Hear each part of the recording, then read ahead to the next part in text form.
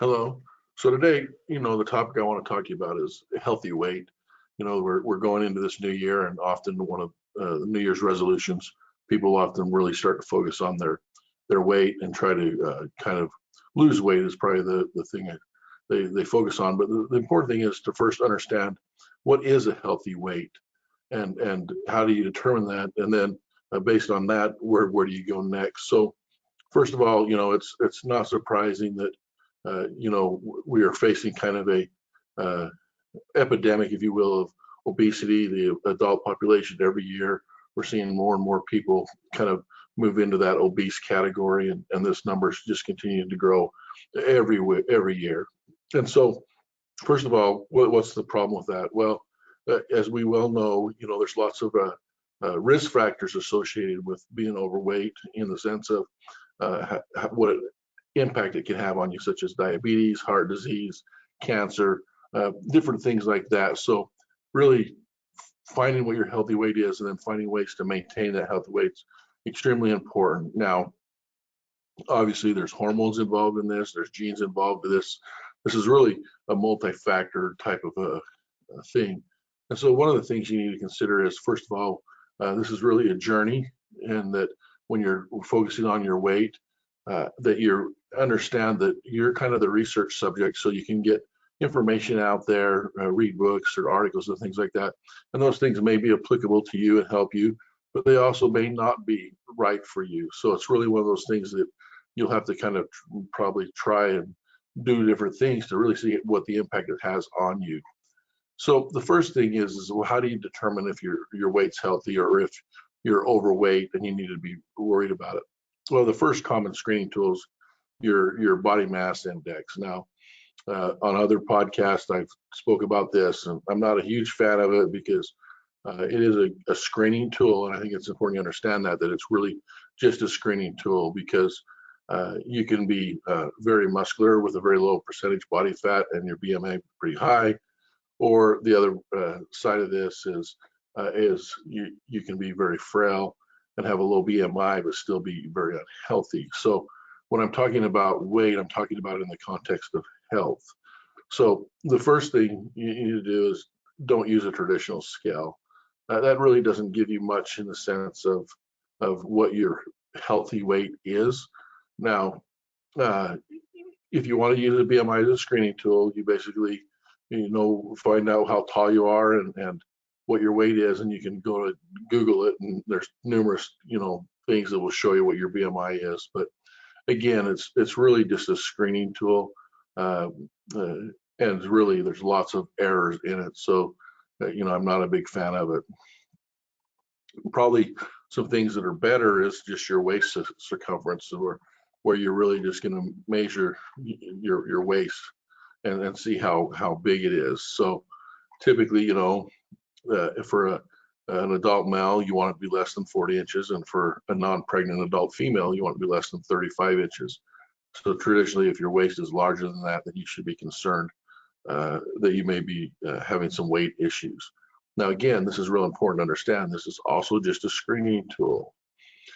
So again, we're using these just kind of as a screening tool to try to assess, do we need to look at this further?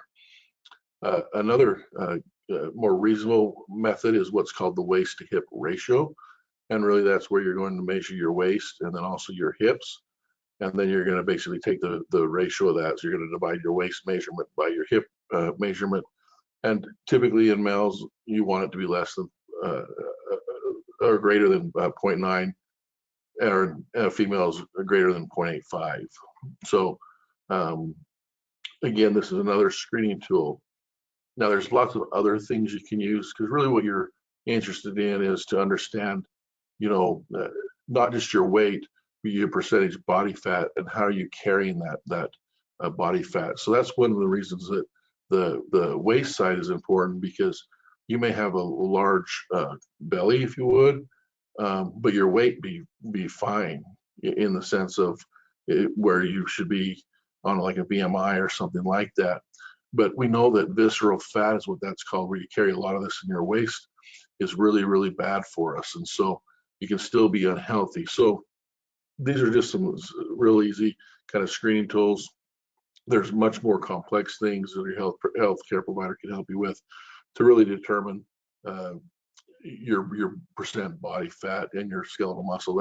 That's really what you want to know. It's not just how much you weigh, but what's the components of that weight, and then what you can do with that.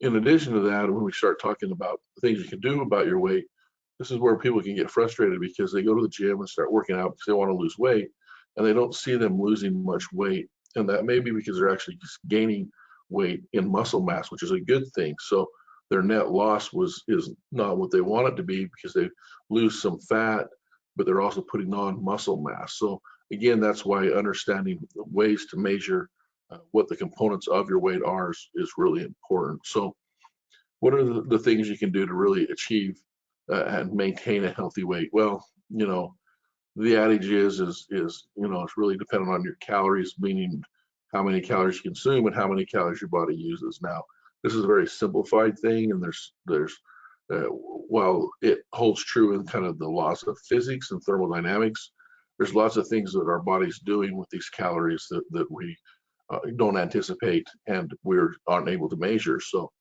when I talk about consuming calories and calorie burn, it's really not that simple. But when you think about the things you can impact, it's really is, what are you taking in, what are you eating, and then what kind of physical activity you're doing. So I want to talk to you a little bit about your dietary modifications. So, it's really almost impossible to regularly overeat and consume excess amounts of processed foods and lose weight. It's that simple. So there is that component that if you're just consuming tons of calories, it's going to have a negative impact on you, regardless of what the source of those calories are. A good example of this is almonds are traditionally considered healthy, and they are healthy. But they're very calorie dense, so it doesn't take a lot of almonds to have a lot of calories. So what you're eating is really, really important. So that becomes to making good food choices. So if you're choosing things like whole grain type of cereals or whole grain breads to really help with your body weight, avoiding or reducing sugar, fat, and salts, eating healthy proteins and fiber. These are going to help you stay fuller longer, and you're going to eat less per meal. Things like beans, lentils, nuts, seeds, lean meat, fish, poultry, those types of things. You really should include fruits and vegetables with each one of your meals. And then obviously, if you are eating processed food, which I'll talk about a little bit more, make sure you're reading the nutritional labels to understand exactly what is in it and what's the nutritional value or content of it. Now, having said that, you really want to make sure you're reducing your consumption of highly processed foods. I tell people all the time, if you got to read a label to understand what it is, you probably shouldn't be eating it. But we're talking about snacks, cookies, frozen meals, processed meats like deli meats, hot dogs, things like that. You really want to try to reduce that as much as possible in making good nutritional choices. Another area that people often overlook is what you're drinking. You really want to just avoid the sugary drinks. There's tons of sugar in regular soda pop, and fruit juices, things like that. So really reduce or even avoid, if possible, your intake of these types of things. Now, alcohol also falls into that. Alcohol can also give you a lot of calories, but not much nutritional value. So really pay attention to your alcohol consumption. In addition to that, you need to drink probably more water. As Americans, we kind of walk around as probably somewhat dehydrated. So what I tell people all the time is really try to drink at least 2 liters of water a day. And then if you're a milk drinker, low fat milk, skim milk, 1% milk, things like that may help you. Another important thing is not just in the nutrition you're eating, but how much you eat. Okay, that only makes sense that if your portion size are large, then you're consuming larger amounts of calories. And there's some things you can do. Obviously, don't supersize things if you're out at a restaurant or things like that. Another interesting thing, though, is you can use smaller plates and bowls. And there's been lots of studies related to this, that using the smaller plates, you actually tend to eat less, and you don't have any different sensation of fullness or anything like that. And then again, you want to make sure you're getting a good variety of fruits and vegetables, your whole grains, and the healthy proteins. Another impact on your health and healthy weight is when you eat.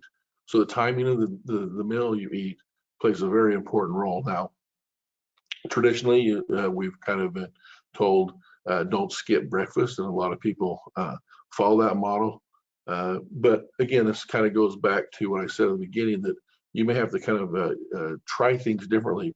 One of the things that currently is showing a lot of good benefits and health is actually intermittent fasting.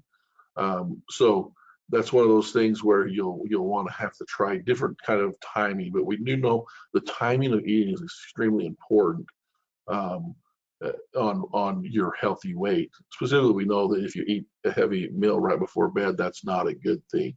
Um, so really the timing of your eating, really focus on that, and you probably have to play with this. Another thing that impacts your weight is how you eat. What I mean by that is what we call mindless eating. So that's where you're just sitting in front of TV and just snacking on something. You're not really hungry, so you're really not paying attention to your kind of your physiological cues that are telling you, hey, I'm not hungry. You're just kind of watching that show, snacking on something. You see that a lot with driving, watching television, or anything where you really aren't paying attention, but you have food at the ready that you're just constantly eating. So one thing that's important is only eat when you're hungry, but then also while you're eating is really take the time to really kind of pay attention to the food, enjoying the flavor and the textures, and really kind of what we call mindfulness eating. Um, Now moving on to the other kind of the equation is your physical activity. So, it's recommended for the general adult to get at least 150 minutes of moderate to vigorous activity every week. But it's important to understand that I'm not saying exercise. So it may be something like taking a dance class, a brisk walk. It's important that when we talk about activity, that it's something you enjoy. If you hate going and getting on an elliptical, that's not sustainable. We want you to be doing stuff that you enjoy every day and increasing your activity level. Now, there's also other things, little things you can do that help. Park towards the back of a parking lot, take the stairs instead of the elevator. Those types of things. Now, as we talk about your weight, if you're someone that feels like you can lose a pound or two or more than that, remember, slow and steady. If you jump on something and you say, hey, I'm going to do this diet, I'm going to lose 10 pounds a week, that's just not realistic. Okay, you may lose weight quickly at the beginning, but you're really probably going to set yourself up for failure. And the weight you're losing probably is more water weight than actual true body fat. So really your goal should be to lose about 1 to 2 pounds per week. So it's important to understand that if you want to lose 50 pounds, that's going to take some time, but really slow and steady is the key here. Another extremely important thing that I won't go in too deep though is your sleep. Sleep is really essential just in your overall health, and specifically does have a tremendous impact on your weight. And so you really should try to get 7 to 8 hours of sleep each night. So remember, as you focus on our weight, this is kind of the theme of this time of year. There's things we can look at to help determine the health status based on our weight.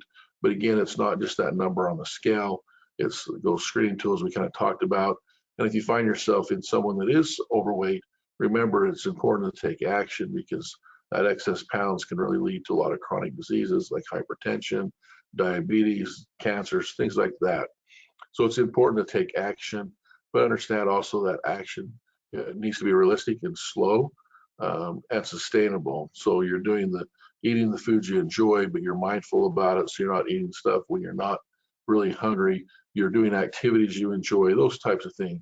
And you're really determined to making this not something you're just going to do temporarily, but you're making this really a healthier lifestyle choice. This is something you're going to now carry with you every day for the rest of your life. So that's why it's crucial that you really focus on doing this correctly and adopting these type of things that bring you pleasure and joy, because you don't want to have to do something every day that's not joyful or bringing you pleasure, because you're not going to do it. So but when you're going through life and learning to kind of modify how you eat, there is a lot of things that you can really learn to enjoy if you just take the time to do that. So hopefully this helps. And remember, if there's anything we can do for you, please just reach out and let us know. Thank you.